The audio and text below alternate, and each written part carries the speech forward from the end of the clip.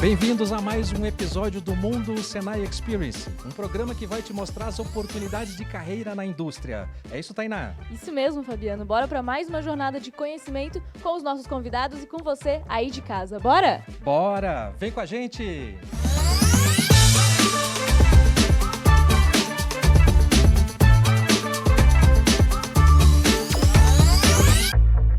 Você já sabe que por aqui tem muito bate-papo com professores, empresários e empreendedores contando as suas histórias e experiências profissionais. E também a gente tem a nossa super plateia que está sempre disposta a tirar as suas dúvidas sobre o assunto de hoje, que é qual, Fabiano? Hoje nós vamos falar de Indústria 4.0 e automação industrial. E vamos fazer aqui do Senai de Chapecó com os nossos convidados especiais, Ney Roberto Hermes, proprietário da Prisma Automação Industrial, e Lázaro Luiz Emec, proprietário da Usinox. Muito bem-vindos e obrigado por estar aqui com a gente para esse bate-papo. Esse programa a gente já conversou sobre vários temas relacionados à indústria, já falamos em outros episódios de neoindustrialização, diversificação da indústria, falamos de automação, falamos de inovação, falamos de inteligência artificial. E o tema de hoje, ele é transversal, ele é um macro tema, Indústria 4.0 e automação industrial, ou melhor, automação industrial e como que a automação vem evoluindo e vem contribuindo para a Indústria 4.0. Eu gostaria de começar esse nosso bate-papo pedindo para vocês nos ajudar a entender o que é essa Indústria 4.0 e como que ela vem evoluindo e vem funcionando nas suas empresas. Podemos começar por aqui? Ok, então, Fabiano, obrigado. Já começo agradecendo o convite aí. Também uma boa tarde a Tainá, aos demais aí que estão aí nos assistindo aqui na plateia. A indústria 4.0, ela começou aí na década de 90, né? Então, ela é a evolução para a gente contextualizar. Nós tivemos a primeira revolução industrial aí, foi lá nos idos de 1780, quando foi inventado aí a máquina a vapor. Então, revolucionou um pouco o processo de mineração, o processo têxtil da época, né? Depois tivemos aí a segunda revolução industrial, que foi aí em 1870 aproximadamente, né? Onde surgiu a eletricidade, motor elétrico, né? Aí o uso da química, os derivados de petróleo, né? Então isso tudo fez com que as indústrias pudessem evoluir mais, uma vez que começou a ter um pouco mais de demanda também de produtos manufaturados aí pela indústria, né? E a terceira geração, ela surgiu justamente com a possibilidade de evolução. E aí que entrou a automação de um modo geral, os primeiros processos informatizados, computacionais, né? E aí veio a quarta geração, que é a chamada de 4.0, né? Que foi aí já no início da década aí de 2000, vamos dizer assim, né? Esses processos, inicialmente, aí quando começou a automação industrial, que foi na década de 70, 80, mais ou menos, aqui no Brasil, ela veio através da indústria automobilística, principalmente, né, e a metalúrgica, que estava atrelado a fornecimento para a indústria automobilística. E por que desses processos? Tornar os processos mais confiáveis, tornar esses processos mais céleres, né, uma qualidade melhor na execução das atividades, né, e, ao longo do tempo, isso foi evoluindo, chegando com a evolução das redes, a intercomunicação entre os equipamentos, entre as indústrias, de um modo geral, né? E ela vem evoluindo constantemente. Então, hoje, você tem possibilidade, por exemplo, de realidade aumentada, você tem a possibilidade da inteligência artificial, né? A internet das coisas também. Então, existem muitas situações aí, muitas que a gente precisa melhorar, que a gente vai falar mais para frente, como cibersegurança, sobre a questão da própria comunicação, né? O 5G que vem aí para integrar tudo isso. Então, são vários fatores, né? Mas ela vem engatinhando ainda no Brasil, ainda não é assim, já aumentou bastante, mas ainda tem muito que evoluir. Lázaro, como é que você percebe no setor que você atua? Como é que a indústria 4.0 vem transformando o setor de fabricação de equipamentos mecânicos? Primeiramente, obrigado, Fabiano, pela oportunidade, pelo convite, né? E cumprimentando toda a plateia. Isso vem nos mostrando o grande desenvolvimento no sentido de melhorar performance e produtividade.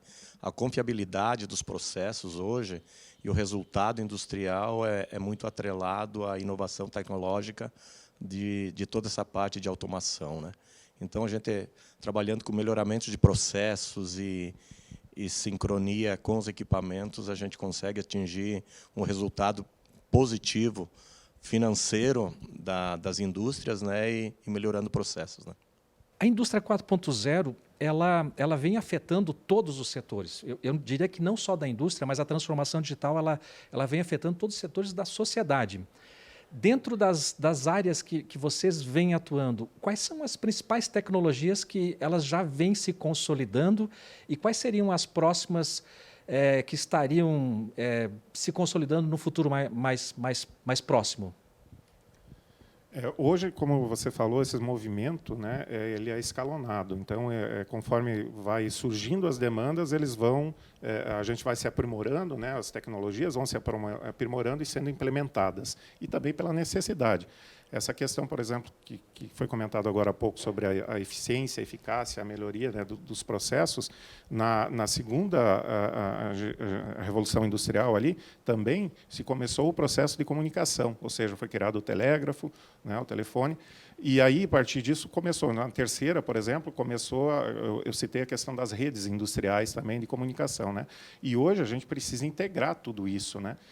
Então, a indústria ela está lá produzindo. Então, num primeiro momento, a automação industrial vai lá, automatiza um equipamento ou um processo, certo? Hoje em dia, você consegue integrar com outras tecnologias, a IoT, por exemplo, né, inteligência artificial que está saindo agora, que ainda é novidade, ainda está se engatinhando e tal, mas você consegue integrar isso por toda a cadeia produtiva.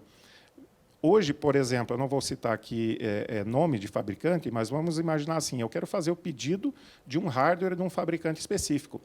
O distribuidor dele aqui no Brasil vai consultar a Europa, que é a fábrica, a matriz, que, por sua vez, já está integrado lá com a Ásia, onde está sendo produzido aquele equipamento específico. Então, toda essa integração da cadeia ela consegue ser monitorada, rastreada e melhorada através dessas informações. Lázaro, na sua área, que outras tecnologias habilitadoras da indústria 4.0 você destacaria aí que já estão sendo utilizadas? A gente utiliza muito, por exemplo, comunicação online com equipamentos de campo, né?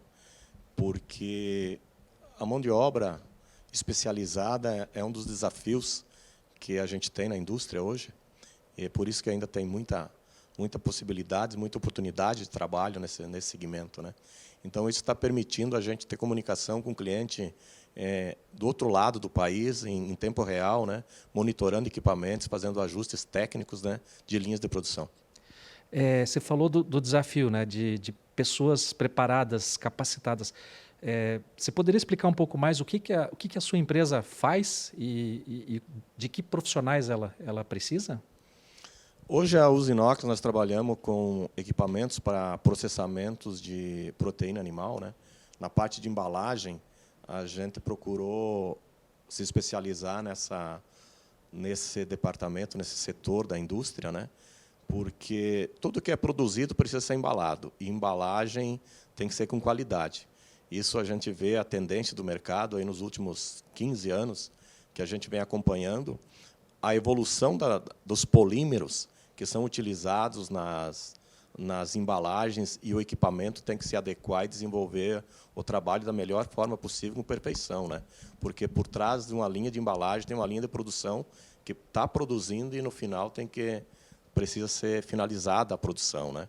Então, isso vem mostrando que tem possibilidades grandes. A gente evoluiu muito nessa parte em automação de processos, né? E monitoramento de equipamentos, até mesmo para poder atender o cliente com a resposta o mais rápido possível, né? Perfeito. A gente está com uma pergunta aqui na plateia. E já que a gente está falando da indústria 4.0, a Clara tem uma pergunta para os convidados. Boa tarde. Vocês estão falando sobre as novas possibilidades de carreira dentro da indústria. Eu queria saber quais são as profissões que vão surgir nesse novo meio, que é o 4.0, e ao que exatamente elas estão relacionadas. Olha, Clara, a tua pergunta é uma pergunta bem interessante E hoje você mensurar ou pelo menos já começar a denominar qual a nova profissão é muito complexo. Mas a gente pode dizer que existe um mundo de oportunidades em cima disso aí. Nós estamos falando da indústria 4.0. Vou contextualizar para ti uma situação que vai acontecer após, que é a indústria 5.0.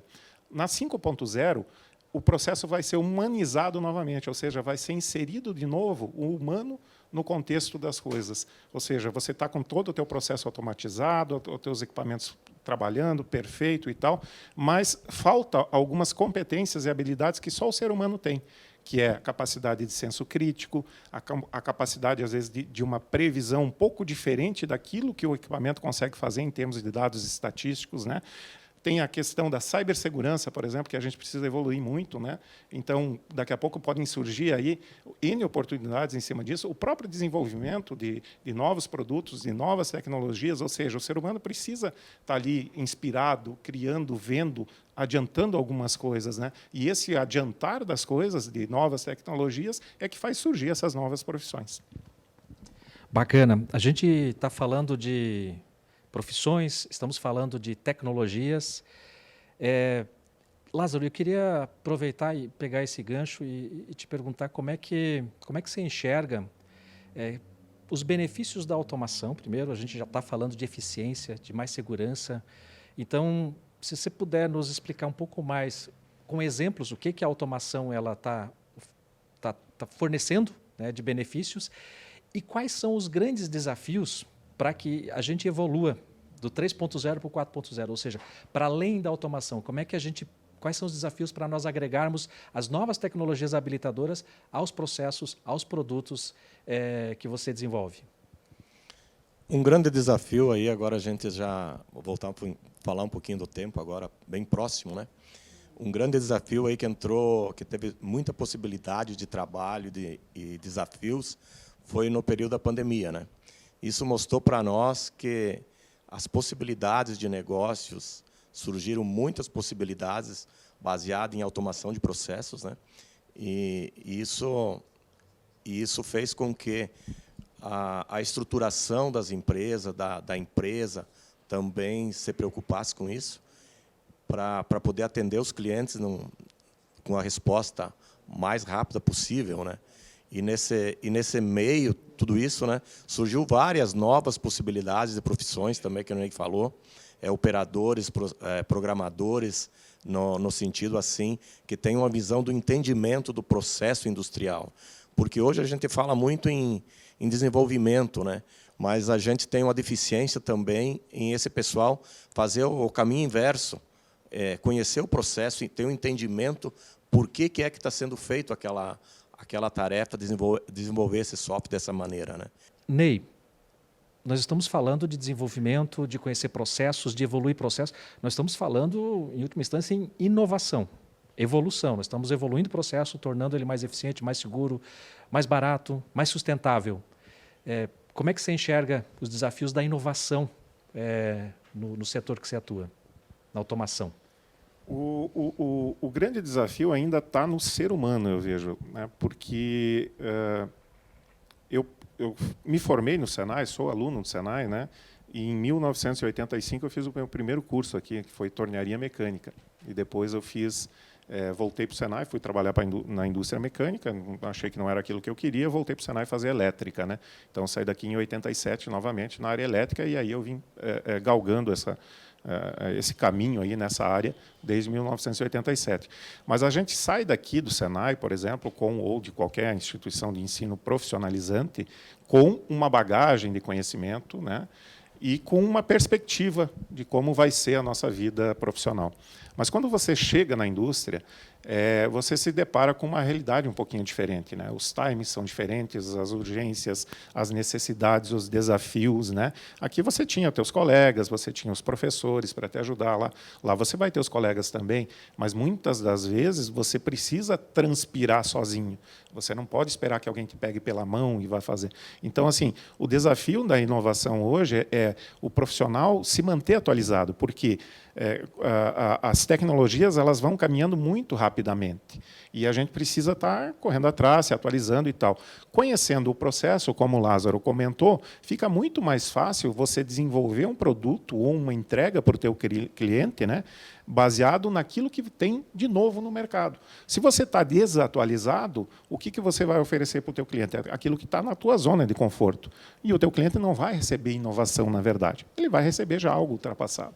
Então, o grande desafio hoje é a gente, como indústria, né, e também a indústria é formada por pessoas, as pessoas estarem sempre com aquela ambição de aprender, de buscar novos conhecimentos, de evoluir. Então, essa questão da inovação, ela vai atrelada à vontade de alguém ir buscar, de alguém se inspirar, de ver um problema que está acontecendo, uma necessidade que está acontecendo, e vai lá e cria, e desenvolve, vê algo diferente, se associa com alguém ou com uma empresa, ou, enfim, e vai criar essa inovação. Então, o grande desafio é se manter inspirado.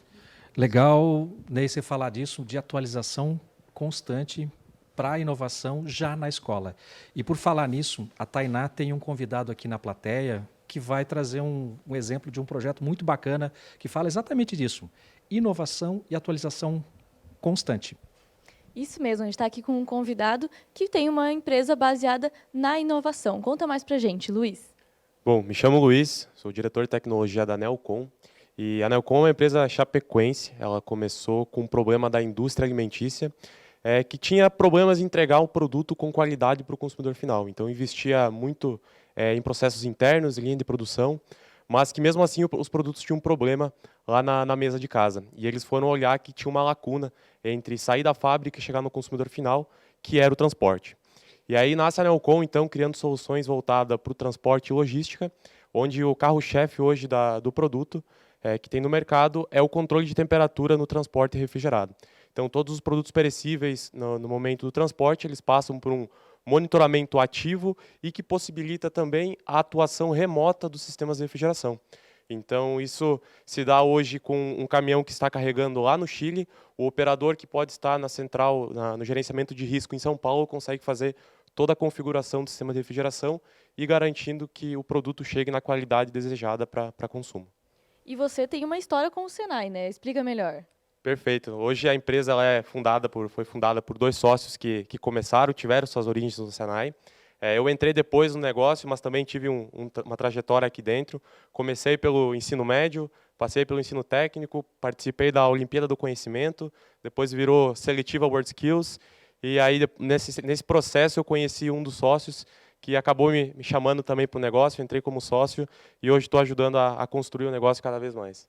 Muito bacana. E ainda sobre o assunto, a gente tem uma pergunta aqui da plateia que o Alonso quer fazer.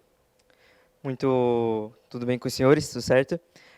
Atualmente nós sabemos que o Brasil não é nenhuma Alemanha que tem um nível de tecnologia muito elevado, né? O Brasil ele ainda está implementando essa indústria 4.0 à medida do tempo com empresas que têm um poder aquisitivo maior.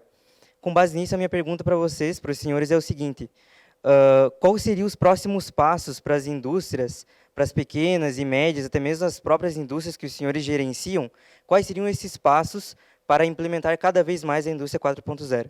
Quando surgiu aqui a automação, começou na década de 90, era caro implementar. Por que tinha pouco, né? Era caro para você comprar um equipamento, porque tinha pouca demanda, então acabava ficando caro. Poucos profissionais para atuar em desenvolvimento, em manutenção, em treinamento, né, de operadores ou mesmo de manutentores, né? E com o passar do tempo que você vai aumentando a escala de implementação, isso se torna mais barato. Então, hoje, o custo de uma automação é muito mais barato do que o custo do que era há 10, 20 anos atrás. Então, isso vai facilitar, faz com que pequenas empresas, pequenos negócios também consigam implementar melhorias, né? E uma outra escalada que faz com que as empresas precisem fazer isso é justamente essa interconectividade global, o mundo globalizado hoje. Hoje, eu posso montar uma empresa pequena de fabricação de copos, mas eu posso não vender aqui em Chapecó, eu posso vender só lá para a Índia, por exemplo, né? E aí, como é que eu gero todo esse processo eficaz, controle? O que o Luiz comentou aqui, que eu preciso monitorar o transporte para ver se o meu produto ele é perecível, se ele é frágil, se não é. Então, tudo isso vai se interconectando e vai gerando. Então, faz com que a gente precise correr atrás mesmo em relação à Europa, né, e em outros países um pouco mais avançados, mas a gente está numa escalada muito boa também. A gente está aqui na plateia com a Tainá e um aluno que vai trazer o depoimento dele, que fala exatamente disso, um projeto muito bacana do Senai. Tainá, é contigo? Que bacana conhecer essas histórias, né? E já que a gente está aqui trocando experiências, vamos conhecer agora a história do Marcelo, que foi para um evento chamado World Skills. Explica para a gente o que é esse tal de World Skills. Muito obrigado por estar aqui, primeiramente. A World Skills nada mais é que, antigamente, era uma competição que já acontecia. Ela tinha o nome de Olimpíada do Conhecimento. Daí agora virou a seletiva da World Skills, que nada mais é que uma competição internacional, ou seja, ela acontece no mundo inteiro, só que tem várias etapas, né, várias seleções. Em algumas cidades tem as seleções regionais para selecionar quem que vai ser o competidor da cidade. Daí vira a competição estadual, que daí denomina o competidor do estado, nacional e quem vai representar o país nessa competição. Eu fui o competidor ganhador aqui de Santa Catarina na modalidade de Fresar e CNC. Essa competição ela tem muitas modalidades, mais de 40. Tipo, o que essas modalidades tentam transmitir? Aí elas tentam imitar um profissional dentro da indústria, digamos assim. A gente recebe na minha modalidade, a gente recebe um projeto e uma peça bruta. A gente tem que realizar esse projeto, que é basicamente o que um profissional na indústria tem que fazer. Eu vinha todo dia de manhã, chegava aqui às 7 horas, saía às 10 da noite, treinando, tentando aprimorar o processo, tentando entender problemas que a gente tinha. E essa competição normalmente dura muito tempo, ou seja, a gente fica treinando uns 2, 3 anos aí para tentar chegar num nível de competição, né, com os outros estados brasileiros aí, que a gente consiga bater eles e conseguir aí buscar a nossa medalha e representar Santa Catarina.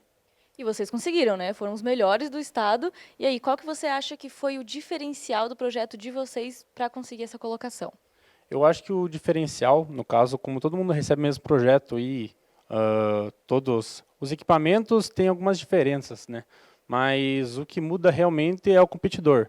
Mesmo que tenha algumas vantagens ou desvantagens, quem está mais preparado, quem se esforçou mais, acaba no final ganhando a competição. Muito legal, é isso aí. Agora a gente já sabe, né? Esforço, dedicação, que a gente vai longe. Que bacana essa história. Eu estou lamentando que esse episódio está chegando no final, Ney e Lázaro. Para a gente encaminhar para o encerramento, eu gostaria de pedir para que vocês compartilhem com a nossa plateia e com quem está também nos assistindo em casa, qual que é a visão de vocês sobre o futuro da indústria e que mensagem você deixaria para quem está nos assistindo e que está pensando no seu futuro profissional? Olha, no meu ponto de vista, a gente tem grandes desafios, né? Mas principalmente é trabalhar com foco. A gente percebe muitas indústrias que não têm uma identidade ainda, né? E então, quando vai ser lançado um produto, criado uma solução, procura vincular isso com uma identidade da empresa. Eu falo com total propriedade, né? O que a gente faz hoje já existia quando nós começamos a fazer. Mas a gente enfrentou uma época que tinha uma particularidade no processo e a gente conseguiu aperfeiçoar os equipamentos para atender aquele mix de mercado, né? E baseado nisso também, a gente precisa sempre estar qualificando a equipe, né? Porque eu costumo dizer para a minha equipe de engenharia, o pessoal, porque lá a gente considera todo mundo, tem seus níveis de desenvolvimento e funções diferentes, somos todos iguais. Que a régua estando alta, a dificuldade é manter. Então, a gente cada vez mais é exigido, quando os clientes têm problemas, chamam a empresa, a gente está ali para resolver problemas, não é para brincadeira não, né? Então, isso mostra que, com responsabilidade, cada vez mais preparado, acompanhando as tendências de mercado, é a única maneira de grande estabilidade e futuro para as empresas, para as indústrias, né? Muito bacana. Obrigado, Lázaro. Em relação ao futuro das empresas, né, eu vejo que as empresas, dependendo de cada nicho de mercado, como o Lázaro comentou, né, ver as oportunidades, ver as condições de melhoria, tentar entender o teu cliente, o que o teu cliente pode esperar daquilo que você já tem melhorado ou daquilo que ele nem sabe que ele pode precisar ainda, né? Então, tá focado nessa questão de pesquisa, de desenvolvimento, né, inovação, né? E aprimoramento. As tecnologias estão aí surgindo e você tem que estar em constante evolução. Nem todas vão ser benéficas, nem todas vão ser úteis para um tipo de empresa ou para outro. Para uma vai dar certo, para outra não vai dar certo, mas tem que estar buscando isso aí. E com relação aqui os nossos alunos aí que estão buscando ou pensando no mercado de trabalho, eu tenho a dizer que a indústria hoje ela não é uma casca ali, uma caixa onde você entra lá e fica lá 8 horas lá fazendo a mesma coisinha ali, não é um ambiente agressivo, mas a parte de segurança evoluiu muito, né?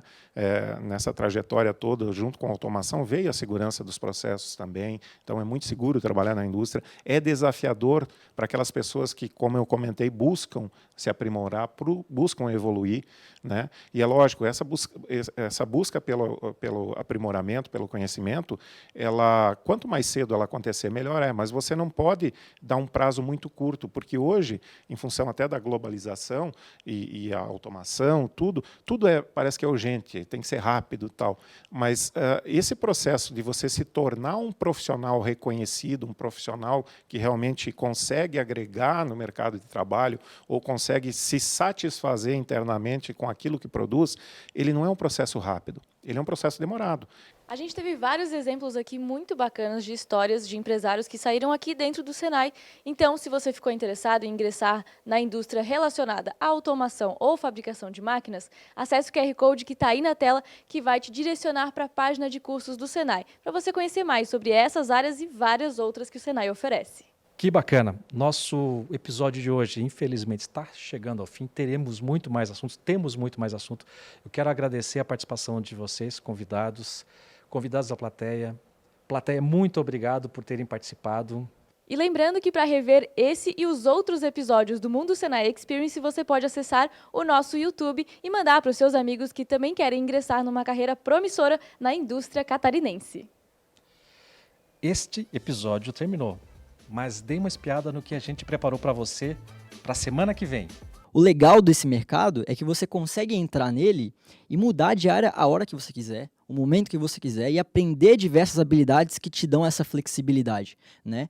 Claro que sem acomodação. Acomodação não existe nesse mercado, não acho que você vai criar, não existe mais essa carreira, né, de 40 anos, de entrar numa empresa e ficar 40 anos. Semana que vem tem muito mais oportunidades na indústria no próximo episódio do Mundo Senai Experience. Tchau, até lá!